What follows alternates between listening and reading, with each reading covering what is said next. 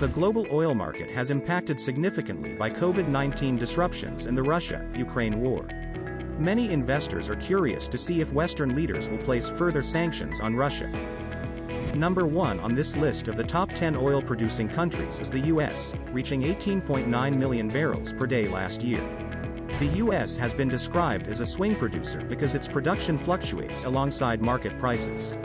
Texas leads the way as the biggest oil-producing state, with output nearly 4 times as high as the second biggest oil-producing state, New Mexico.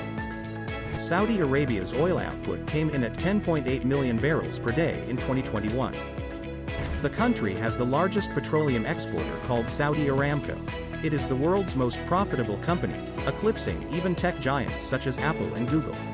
Currently estimated net worth of $2.4 trillion. As the third largest oil-producing nation, Russia accounts for 10% of global output, hitting 10.7 million barrels per day last year. Canada, US, UK, and Australia have banned imports of Russian oil. The IEA warned that Russia could be forced to cut 30% of its crude oil production, resulting in a serious global oil supply crisis. Next on this list of the top 10 oil-producing countries is Canada. The country's annual oil production rose to 5.6 million barrels per day in 2021. Energy exports to the U.S. account for the vast majority of Canada's total energy exports. Currently, there has been a national debate over the Trans Mountain Pipeline costing now $16.5 billion. China's annual oil output was 4.9 million barrels per day in 2021. Currently the world's second largest consumer of oil, most populous country and rapidly growing economy, which have driven its high overall energy demand. Their crude oil refineries have been cutting production due to COVID-19 lockdowns. Iraq has seen its oil production decrease significantly in recent years, falling to 4.1 million barrels per day in 2021. Oil accounts for 99% of all government revenue.